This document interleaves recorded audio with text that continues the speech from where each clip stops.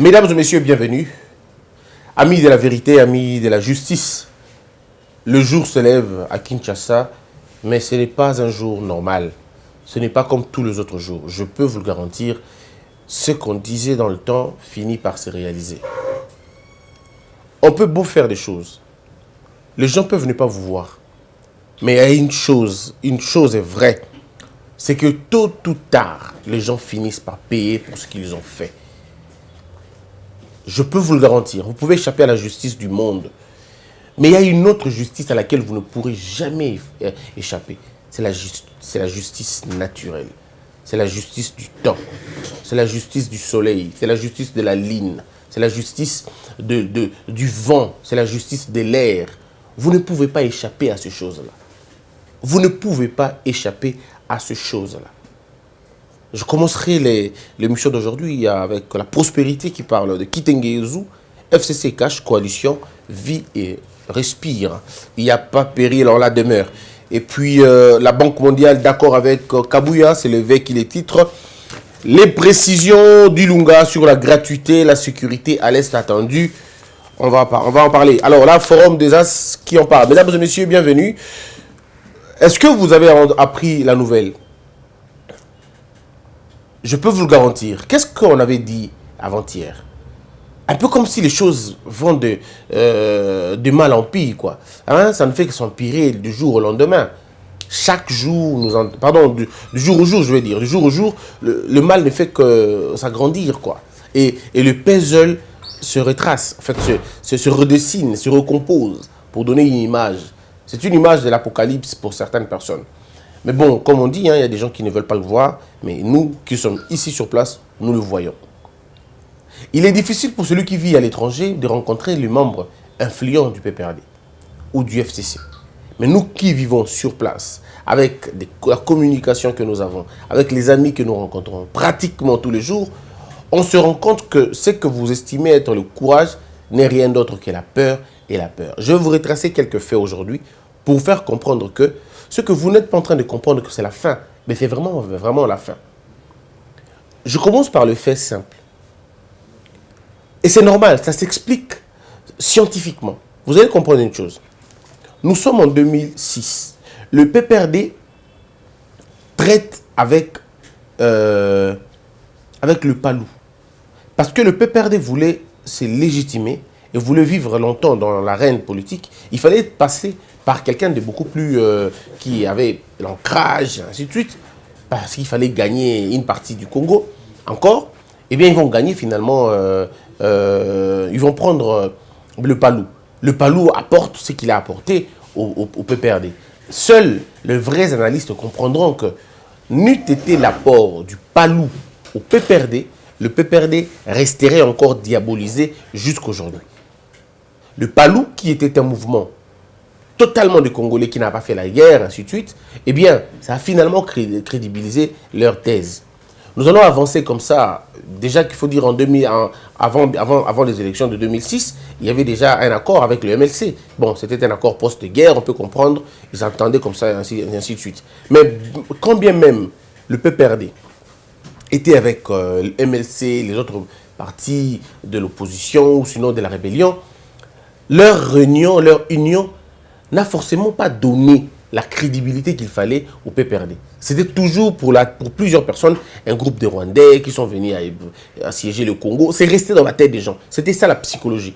Comme ils sont venus avec l'AFDEL, comme l'AFDEL était avec les Rwandais, donc ils sont aussi des Rwandais. Et vous avez vu, cette image est restée collée à l'ancien président de la République jusqu'à ce qu'il est parti. On le lui reprochait toutes les fois où les gens avaient l'occasion d'en parler. Jusqu'aujourd'hui, il y a des gens qui ne lui reconnaissent même pas les noms qu'il porte. On lui colle plutôt, on lui donne ou on lui colle, c'est selon un autre nom. Là n'est pas le débat. Mais nous allons évoluer comme ça. En 2006, c'est le Palou qui finalement crédibilise la thèse du PPRD. En 2011, il faut trouver encore quelqu'un d'autre. Qui va jouer ces jeux? En 2011, qui va jouer ces jeux? Le Palou réitère l'exploit. Voyez-vous? Alors maintenant, il faut détruire le camp de l'opposition parce qu'en 2007, l'ancien président avait si bien dit que je vais aider l'opposition à se diviser. Il a dit ça. Il a dit qu'il allait aider. Je vais aider l'opposition à se diviser. Et c'est ce que nous avons vu. cette division, ils ne s'entendaient pas, ils n'étaient pas ensemble, ils ne se rencontrent pas, ils ne discutent pas. Bref, on a tout vu, on a tout compris. Mais maintenant, le problème, à quel niveau? Le problème va devenir dangereux et même très sérieux, c'est lorsque ils vont commencer à prendre les gens de l'opposition. Vous avez vu ce que le PPRD a fait à l'UDPS. Dans un laps de temps, on vous prend deux grandes personnalités. Alors très rapidement, deux grandes personnalités et en passant, une autre personnalité tombe. Vous avez monsieur Sami Badibanga qui est finalement pris au niveau de l'UDPS. On croyait fragiliser l'UDPS, mais pas du tout. Mais ce qui s'est passé, effectivement, c'est que les gens sont partis avec Sami Badibanga. Peut-être pas tout le monde, mais un nombre important. Les gens sont quand même partis. Alors, et puis après, c'est finalement Tchibala. Tchibala arrive, quand on le prend lui, eh bien c'est une fracture. Alors Tchibala va porter le coup, peut-être fatal, mais le coup vrai, dédoubler le parti, contraindre l'UDPS qui était un ancien parti connu comme UDPS, mais contraindre l'UDPS d'écrire après Tshisekedi, donc UDPS Tshisekedi. Alors que eux, UDPS dédoublé, étaient restés l'UDPS. Je crois que ce coup-là, l'UDPS ne pardonnera jamais à Tchibala cette question. Bon, en politique, vous savez, il y a des alliances, on peut toujours se reprendre. Mais ce coup-là était pire que la trahison. Vous venez de perdre Etienne Tshisekedi, le parti est finalement part en déroute, et vous avez un monsieur qui vient et dit que ce n'est pas le parti, ce n'est pas vous qui avez le vrai parti, c'est moi qui ai le vrai parti, et comme moi j'ai le parti, je garde le nom, je garde les insignes, et vous, parce que vous n'êtes pas le parti qu'il faut, vous devez mettre UDPS Tshisekedi. Eh bien, on a fait des débats à la télévision, vous savez comment ça s'est passé. Mais là encore, vous allez voir, sur tout l'échiquier politique congolais, l'ancien président avait l'ampleur, était lui le maître du jeu. C'est lui finalement qui contrôlait qu'est-ce qui allait se passer. C'est lui qui contrôlait qui allait devenir Premier ministre ou pas. C'est lui qui avait la décision sur la vie des gens. Mais comme par hasard, en 2018, les choses se compliquent très sérieusement pour lui. Dans l'incapacité de nommer quelqu'un, dans l'incapacité d'imposer son dauphin, dans l'incapacité de se donner le pouvoir comme il faut, par la voie électorale, on a vu ce qu'on a vu depuis 2006, comment ça s'est passé, et Félix Tshisekedi devient président de la République. Alors là, ceux qui pensent que Félix Tshisekedi était nommé par Kabila, alors au moins pour la première fois, il a nommé un de ses chefs. Donc ici, nous avons quelqu'un, un subalterne, qui nomme son chef. Un raisonnement totalement à gauche, mais bon, il y en a quand même qui y croient. Donc, si on vous nomme, dans aucun pays du monde, on peut nommer un président. Dans aucun pays du monde, on peut nommer un président et vivre dans le même pays et dépendre des ordres de ce président-là. Et quand on a nommé un président, ce président qu'on a nommé ne peut pas aller à l'encontre de ce que vous faites. Et je dois rappeler des choses aujourd'hui aux gens. Je vais vous faire des révélations. Peut-être qu'il y a des gens qui oublient. Bon, c'est vrai, quand vous n'êtes pas intéressé, il y a des choses que vous ne sentez pas. Vous savez, des choses que vous ne sentez pas. Un Congolais qui vit à Malengankoulou, il n'a pas besoin de saut de mouton. Il ne comprend même pas ce que ça veut dire. Donc, si on lui dit que Fatia a dit saut de mouton, il t'a lié. Mais allez dire ça à ceux qui vivent à Pompage. Ils vont vous dire que non, mais c'est une belle histoire. Tout dépend de ce que vous faites, en fait. Est-ce que ce développement touche votre secteur d'activité? Si une innovation touche votre secteur d'activité, vous comprendrez que les choses ont été bien faites ici. Mais si ça ne touche pas votre secteur d'activité, vous risquez de croire que rien n'est fait.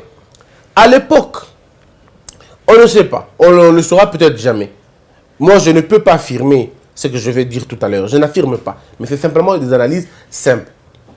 Comment on peut être président de la République et contraindre tes frères congolais de souffrir avant d'avoir un visa pour rentrer chez eux? Je ne comprenais pas cette logique, c'était pour moi absurde. On avait des gens qui vivaient en Europe, ce sont eux qui prenaient en charge les familles au Congo, mais pour venir au Congo, il fallait que les familles d'ici leur envoient une prise en charge. Je ne comprenais pas la logique. Je m'explique. Ça veut dire, la famille Bemba, en fait, Bemba, pas Bemba de Jean-Pierre, bon, on prend la famille Mboma. La famille Mboma ici à Kinshasa, elle tient grâce à monsieur Mboma qui vit en France. Monsieur Mboma, il est sa famille Mboma awa. Il est sa bango, c'est lui qui paye tout. Mais monsieur Mboma, l'ingia kota la bande kona awa, bazo senga na monsieur Mboma prise en charge. Donc famille oyo ya en charge, bango bazo en charge. On ne comprend pas du tout la logique. Et donc, cette famille doit faire une attestation. Il faut pas qu'il y ait un ministère des Affaires étrangères, qu'il y ait une commune, légaliser. Vous allez être dans l'histoire 20, 30, 40, et au moins on a payé au commis $150, et il faut encore attendre au moins 2 semaines ou 3 semaines. Est-ce que vous imaginez un peu casse-tête? Entre-temps, Moutou a fait le document celui qui envoie les frais pour que ça ait attestation, celui qui envoie les frais, il y a transport et Moutou. Non, on ne comprend absolument rien. On a casse-tête, il y a bateau baza ah. Bongo bateau baza libanda. Ceux qui sont à l'étranger doivent, s'ils ne sont pas dans les villes, et ils sont par exemple dans la périphérie, tout dans la carte, il y a ville, je sais pas appeler ça village, mais dans la campagne ou bien dans notre ville, ils doivent payer le transport dans Bango pour qu'ils aient un visa quelque part. Ça veut dire qu'ils doivent faire un jour pour nous par exemple dans Raleigh, nous viens dans Franco, toi monsieur Pascal Moubenga, vandi par exemple dans Raleigh, alors il faut qu'il y ait Washington pour que nous ayons visa. Donc il tue une journée, une journée. Mais mes frères, entre nous, soyons sérieux. Vous allez dire que le régime qui est là, c'est un régime de Congolais? C'est un régime qui protège les intérêts des Congolais? Qui vous oblige à ne pas circuler? Qui vous empêche de vivre convenablement? Non, ce n'est pas sérieux. Lorsque Félix Tshisekedi arrive, à Boyango, alors plus question, il y a aussi la démarche prends ton visa, paye ton billet, il y a la déclaration de visa dans l'aéroport à Kinshasa. Je ne comprends pas par quel mécanisme cela s'est passé. Donc, il y a qu'un aéroport à Kinshasa. À l'aéroport, prouve que tu es congolais. Mais donc, comment tu prouves que tu es congolais? Encore une manière simple. Dis seulement ton nom. Ceux qui combo Ali, Kendrix, Moulunga, Kimba, au code du congolais. Donc tu es congolais. Il suffit juste que dans les éléments du nom, un seul nom est à la congolais, tu es parti. Mais quelle simplification de la vie. Et aujourd'hui, vous avez des gens comme M. Franco, par exemple, à Gosaelo, dans un mois, plus de 10 voyages na Kin. Akeya Zongi. Il n'est plus lié dans Natikana nous 2 ans, Natikana nous 2 semaines, Natikana nous 3 semaines. Il n'est plus lié dans ça. Et puis c'est $80, donc on dit $90. Bref, moins de $100. Alors, donc, est-ce que vous imaginez un peu alors, les gens vont raconter ce qu'ils veulent raconter, tout ça. Mais le problème n'était même pas, le problème n'était pas là. Le problème, c'est au niveau, aujourd'hui, l'ancien président de la République a un chef. Les gens disent, non, mais parfois, il faut être réaliste, comprendre, voir les choses comme Elo Kende. Ceux qui n'ont pas vécu, il y a des gens avec qui je parle au téléphone parfois, autour de Ndeko, au Congo quand? Oh non, ça fait 10 ans. Ça fait 15 ans. Mais tu ne comprends pas ce qui se passe pour la plupart des cas dans Makambo. Il y en a qui vivent ici. Il y en a qui connaissent le Congo, qui ont été là, qui viennent de temps en temps. Batuna Bango Kaka, attitude peut perdre dans la Kanango. Il y a là 10 mois seulement. Attitude, il peut perdre il y a 10 mois. Na attitude, on peut perdre soit afficher les lots. Est-ce qu'ils en ont encore? Ils vont eux-mêmes vous dire ce n'est plus la même chose. Ce n'est plus la même chose. Les calculs, les commis ma B, il y a qu'au sakanate. C'est des gens qui ne pouvaient pas s'imaginer un seul instant qu'ils vont se retrouver dans la condition où ils commis dans le lot. Qui a déjà vu le PPRD préparer les élections 4 ans avant? Qui a déjà vu un parti comme le PPRD préparer les élections 4 ans avant? C'est des gens qui comprennent aujourd'hui que et moi je vis avec généralement on est avec eux. Et certains amis qui sont au PPRD qui nous disent Christian, nous on va détruire cette alliance en 2022. On ne supportera pas continuer l'alliance en 2022. Vitesse à Maramudo qui est malamouté. Seulement ce que eux ne savent pas que cette alliance va partir très rapidement, avant même 2022. Tout simplement pourquoi? Parce que les enjeux, les discussions qu'ils ont eues, et comme nous beba yango moko. Pourquoi? Je vous explique. Quand je dis quand Fachi comprend les enjeux. Lorsque Fachi arrive au pouvoir, il pense que tout est simple. Il avait certainement une idée comme tout le monde. Hein. On va construire le pays, on va l'arranger, on va faire protéger, tout ça. Mais aussitôt arrivé au pouvoir, quand il parle aux premiers interlocuteurs, on lui fait comprendre l'impossibilité d'un accord avec M. Kabila. Les gens lui font comprendre que tu te trompes énormément en pensant que ces gens sont de bonne foi. Parce que quand vous suivez Fachi, à un moment donné, vous avez l'impression de croire. Au début, on avait l'impression de croire qu'il croyait. Il croyait vraiment à la bonne foi des autres. Pendant que tout le monde savait qu'il n'y avait aucune bonne foi. Mais on avait comme l'impression qu'il croyait que non, c'est bon, les choses peuvent changer. Il faut toujours donner une deuxième chance aux gens. Je parlais à certains entourages du président, ils me disaient la même chose. Non, le président pense que va changer le comportement de Bango. Au moins, ils vont considérer que c'est un pardon du peuple et tout. Alors, moi, je ne me suis pas caché. Je leur ai dit, mais vous rêvez. Vous rêvez, ces gens sont inscrits dans une autre logique. Ils sont inscrits dans une autre logique, ils ne pensent pas comme ça. Et donc, le premier coup commence à se faire ressentir et le président Fachi commence à faire des voyages. Les voyages critiqués par plusieurs personnes, ce n'est pas des bons voyages, mais vous ne pouvez pas vivre au Congo si vous n'avez pas des assises à l'étranger. Ça, il faut oublier. De par la position géographique du Congo, de par les richesses et tout ce qu'il y a au Congo, un président ne peut pas tenir longtemps au pouvoir s'il n'est pas assez supporté à l'étranger. Même le peuple congolais ne pourra pas protéger un président. C'est peut-être grave comme affirmation, mais je peux vous le dire. Le contexte, la structure, la conjoncture, ce sont des choses qui empêchent à ce que le peuple congolais protège un président. C'est difficile. C'est difficile. Pour qu'un peuple protège un président, il faut que ce président fasse des choses pour ce peuple-là. Or, le contexte dans lequel Félix Tshisekedi a hérité le pouvoir, c'était un contexte difficile pour lui d'abord, parce qu'il y a eu une sorte de venin inoculé dans la population et qu'un bon nombre de la population n'était pas d'accord avec le président Fachi, parce qu'on disait qu'il a été nommé. Et même alors, s'il n'a pas été nommé, mais pourquoi il a fait une alliance avec Kabila? Pour une bonne partie du peuple congolais, ce n'était pas une bonne chose. Alors déjà, dans ces conditions-là, ce n'est pas possible. Il faut que le président prouve tous les jours qu'il n'est pas non seulement nommé par Kabila, mais qu'il n'est pas lié à lui au point de le protéger. Parce que finalement, lorsque vous protégez un oppresseur, vous devenez aussi un oppresseur. Alors dans cette logique-là, on ne peut pas être protégé par un peuple comme ça, par un peuple qui est prêt à vous lâcher à tout moment. Il faut trouver des assises. Ou alors on trouve des assises, on trouve généralement des assises à l'étranger. Pour la plupart des cas, on le trouve à l'étranger le temps que vous puissiez fédérer vos histoires ici. Regardez la tension qui a baissé depuis que le président a parlé de la gratuité de l'enseignement. C'est un coup. Et vous n'allez pas le ressentir. Ceux qui le ressentent, ce sont les adversaires. Ce sont les adversaires qui ressentent le coup de ce coup politique-là. C'est un coup fatal. Il y en a même des gens qui ont pensé que M. Félix aurait pu le faire à la fin de son mandat. Parce que les Biloko à la fin du match, au Béti, on a réélu. Regardez un peu à l'époque d'Obama. L'ennemi numéro 1 des États-Unis, c'est Ben Laden. Et Obama attend. Je ne sais pas s'il a géré le temps où c'était difficile pour lui, mais ça coïncide qu'à la fin de son mandat, Ben Laden tombe. Il est réélu tout de suite. Il a vaincu votre ennemi.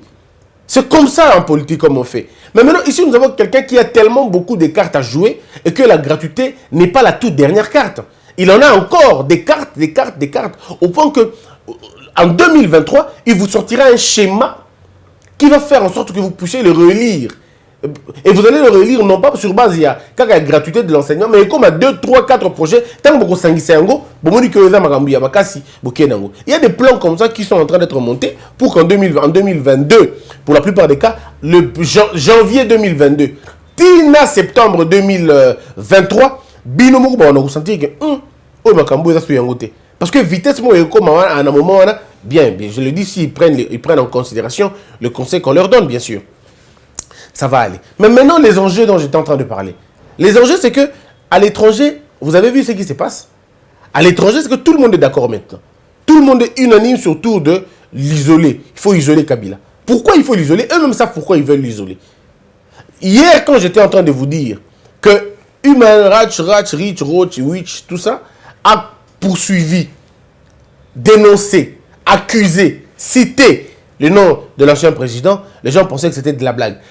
Pas plus tard qu'hier ou avant-hier, c'est l'ambassade des États-Unis, ici, par leur ambassadeur, qui demande qu'on réitère les sanctions. Est-ce que vous pouvez imaginer ça? On n'a jamais vu ça. C'est l'ambassadeur américain au Congo qui demande qu'on maintienne les sanctions et qu'on essaie de les élargir. Mais parce que lui, il ne cite pas le nom de l'ancien président. Mais qu'est-ce que ça veut dire vraiment? Quand on réfléchit froidement, qu'est-ce qu'ils visent? Ou qui est-ce qu'ils visent? Eux, ils visent qui en réalité? vous allez voir que la personne qui est visée dans tout ça, c'est bel évidemment la personne que vous connaissez tous. Donc, ceux qui pensent encore que c'est lui qui va finalement diriger ce pays, je suis en train de me poser la question. Est-ce que Baba Kyungu n'avait-il pas raison? Est-ce que Baba Kyungu Waku Mwanza n'avait-il pas raison de dire autant il peut candidater à la présidence, autant il peut candidater à la CPI? Je crois même à un moment donné, je peux dire que Baba Kyungu Waku Mwanza avait peut-être vu un peu plus loin. Parce que c'est que les gens ne comprennent pas ici. Et bon, je comprends, les gens ne font pas des lectures objectives et des lectures froides. Il y a de ces choses qui se découvrent dans le comportement. Il suffit juste de regarder les gens, comment ils agissent, pour comprendre qu'ils sont soit envoûtés ou ils sont soit animés dans notre esprit. Mais généralement, c'est l'esprit des fins. Vous savez, la fin a son esprit. Quand la fin arrive, il y a toujours un esprit ça donne l'impression de quelqu'un de viril, il est fort, il est vif, il est courageux. Mais en réalité, ce sont les dernières convulsions. Nous sommes tous en train d'assister à la fin d'un régime. Oui, on est en train d'assister à la fin d'un régime. Je vous ai toujours dit, mesdames et messieurs, Mobutu était fini en 90. Spirituellement, Mobutu c'était fini déjà en 90. Il avait déjà joué sa première transition de 86 à 87. Je suis d'accord avec ceux qui pensent que c'est depuis 85. Mais moi, je crois que Mobutu en 90, c'était fini. Mais dès 90, en 97, c'était une grande transition, inutile. Et vous avez vu, le pouvoir de M. Kabila a été fini en 2016. C'était fini ces jours-là. Tout ce qui s'est passé après, c'était la grande transition. Et la transition de 2 ans n'était pas finie. Il a fait une prolongation avec sa majorité boutiquée et tout ça. Et nous sommes aujourd'hui là où nous sommes en train de nous retrouver. Nous sommes en train de nous retrouver dans ce qu'on appelle la fin maintenant, la fin totale, la fin de fin. Ceux qui pensent encore qu'il est fort, c'est vous. Mais là, le problème, c'est comme je l'ai toujours dit, c'est le président Fachi qui doit savoir comment il joue le jeu maintenant. Nous conseillons au président Fachi de ne pas dire un seul mot. De continuer à dire que l'alliance va bien. De continuer à dire qu'il est en bon terme avec Kabila. De continuer à prendre de la hauteur. Parce que ces gens ne le comprennent pas aujourd'hui. Eux-mêmes disent, parce que ça, ce sont des confidences des gens du PPRD, qui vous disent, mais il ne parle plus rien. Le président le système, il est corrompu. Le système, il est beau. Il faisait ça un peu trop, quoi. Mais depuis un moment donné, silence radio. Il ne parle plus. Ah, mais on dit, mais finalement, pourquoi il ne parle plus? Justement parce qu'il a compris. Il a compris un peu ce que Kabila faisait. Kabila faisait la même chose. Vous allez crier, vous allez raconter, il ne vous suit pas. Et nous demandons au président Fachi de ne suivre personne. Il faut laisser les fous dans leur folie eux-mêmes. Ne répondez pas. Par contre, il y a une équipe qui doit commencer à répondre coup sur coup à vos histoires, à ces choses-là. Il faudrait qu'il y ait un moment donné qu'il y ait un contrepoids. Oui, mais vous, restez au sommet, au-dessus de toutes ces choses. Et vous allez vous rendre compte qu'une force interviendra au Congo, ça je peux vous le dire, même si je n'ai pas toutes les garanties et toutes les assurances possibles. Une force va s'organiser dans ce pays pour que les choses changent. La garde républicaine que vous voyez aujourd'hui, cette garde sera renouvelée sans que vous puissiez le savoir. Il y a une équipe très importante qui a été formée en Amérique, en Belgique, bref, à l'étranger, pour être spécialisée sur la question du président Fachi. Et donc, s'assurer qu'il est protégé à l'extérieur, lui donne la possibilité, la latitude de mettre sa politique en marche ici en RDC. C'est très possible. Quand il arrive aux États-Unis, on lui fait comprendre que non, nous, aux États-Unis, ce n'est pas nous qui protégeons le type, on ne le protège pas. Il faut peut-être aller en Russie pour voir les relations qu'ils ont là-bas. Il fait et les États-Unis et la Russie, il va même en Serbie, ils font des discussions pour se rendre compte effectivement de qu'est-ce qui peut bien se passer. Comment va-t-il faire? Comment il va faire? C'est pas qu'il est allé comploter contre Kabila. Non, c'est pas ce que je dis. Non. Seulement que je dis, le président Fachi a besoin d'avoir ses empreintes à lui-même. Il a besoin d'avoir des relations privilégiées avec les autres, avec les grands partenaires. Il y en a qui suivent la politique internationale. Avez-vous déjà vu? C'est vrai que c'est arrivé. Mais est-ce que vous pouvez compter du bout de doigt combien de fois l'Allemagne a déroulé un tapis rouge pour un président africain? Je ne dis pas que Félix Tshisekedi est le premier. Non, je ne dis pas ça. Je dis seulement, vous pouvez compter du bout de doigt des présidents africains à qui l'Allemagne a déroulé un tapis rouge. Vous qui vivez en Allemagne, est-ce que vous pouvez nous citer ces présidents-là? J'insiste, je ne dis pas que ça n'existe pas. Seulement je dis, mettez-vous encore en train à travailler, essayez de voir, essayez de réfléchir. Peut-être que ça existe, mais c'est combien? Combien de présidents ont été reçus, d'abord en Allemagne, par la chancelière, de deux, combien de présidents à qui on a déroulé le tapis rouge? Je ne suis pas ici en train de dire que quand on déroule le tapis rouge, c'est que votre pays est développé. Non, mais je vous parle ici des relations privilégiées. Et quand on a une relation privilégiée avec l'Allemagne, c'est quelque chose de fondamental. Le problème ici, ce n'est pas ce que l'Allemagne va faire pour vous, non, mais ce que vous allez faire de l'accord que vous allez faire avec l'Allemagne. Généralement, les rapports que nous faisons avec l'Europe, ce n'est pas l'Europe qui vous bloque, qui vous dit non, volez l'argent, quand on vous donnera 10 millions de dollars, partagez, donnez à vos familles. Non, si vous êtes capable, vous êtes intelligent, vous faites des rapports bien. Et quand on discute avec un pays comme l'Allemagne, ce n'est pas l'argent dont on a besoin de l'Allemagne. On a besoin de l'expertise, on a besoin de la connaissance, on a besoin de la formation, on a besoin de beaucoup de choses. On a besoin de beaucoup de choses.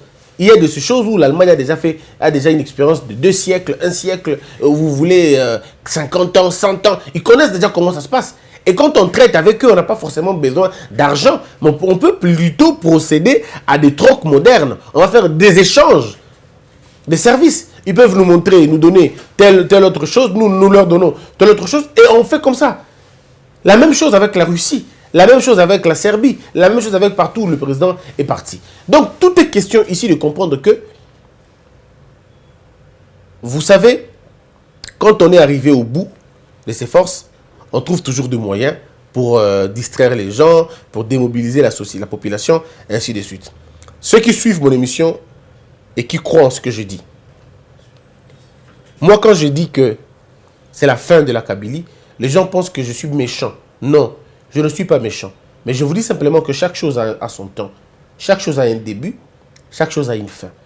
Et nous sommes ici en train d'assister à une fin de la Kabylie. C'est vrai, la fin, elle est douloureuse, elle fait beaucoup de bruit, elle crie, mais en tout cas, c'est comme ça. Et vous savez, lorsque la fin arrive, les hommes deviennent de plus en plus imprudents.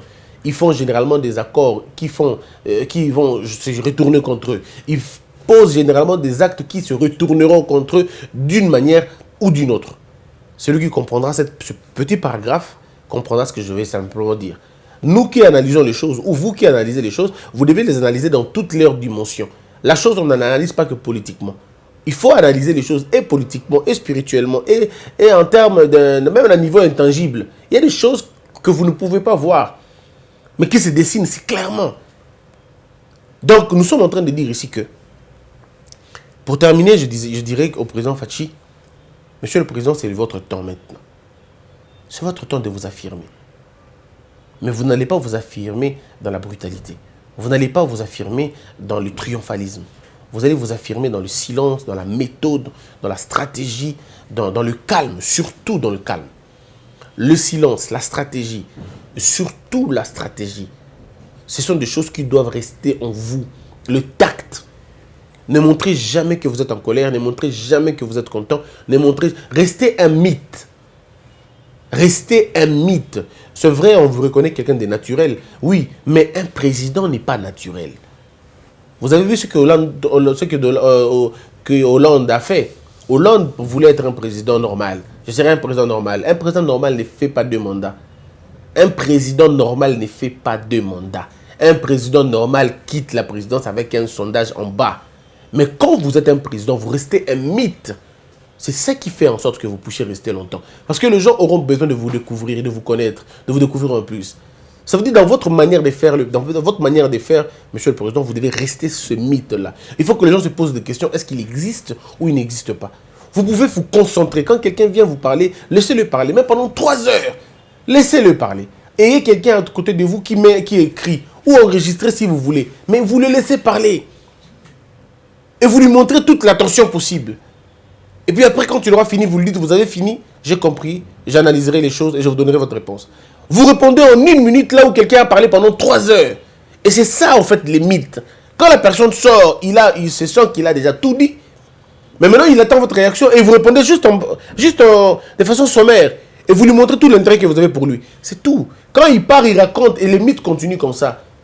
C'est ça qui fait perdurer un régime. Mais en même temps, toucher les secteurs au Batou Bazar ou Penza Makasi Mingi. Vous savez, les secteurs de voyage, si vous les touchez, vous aurez le problème. Aujourd'hui, il y a beaucoup de gens qui ne vous aiment pas. Mais comme Lingo, parce que le visa na bango, ça facilite la bango tâche. C'est déjà un coup, mais ce n'est pas suffisant. Parce que ce n'est qu'une petite catégorie de bateaux. Au bazar satisfait. Maintenant, ce qu'on a au bout qu'il go passe au bout qu'il go passe au. Et nous, on te demande même pas au bout kango. Billet, quand on a un billet, c'est tout. Incorporer un billet. Au lieu que tu foutres à côté, non. Que le billet, et vous allez récupérer ça à travers ma billet. Le peuple congolais a comprendre. Ce qui billet est à $220, bon, Toki Koyoka comme si billet 225, tout en incorporant les $15 na billet ou pour diminuer mon montant et prix à billet. Donc, toute est question d'analyser le fait convenablement dans le but de soulager le peuple. Les gens se souviendront toujours de vous. Non, mais vous allez vous rendre compte vous-même comment les choses vont rester, comment c'est que vous allez faire écouter Kanamitu Yabatou. Je suis très convaincu que ça va aller, que ça va changer. Très convaincu. Mesdames et messieurs, l'heure n'est pas au désespoir. Le Congo vit un combat. J'insiste. Vous avez vu aux États-Unis des gens qui se ressemblent vraiment, qui ont, bon, je dirais pas beaucoup. Tout ça, on sait les jeux. Alors moi, je vous invite à comprendre que le danger est grand, le danger est permanent. Alors travaillons pour que les choses ne tombent ma bête. Dire que vous aimez le Congo, ce n'est pas être pour Tshisekedi ou contre Tshisekedi. On peut opiner objectivement, sans être pour, sans être contre. Tout ce qui est casquette, on a Adam tel, et on va avancer sur le lourd. Que la peur quitte nos esprits et que Dieu bénisse la RDC.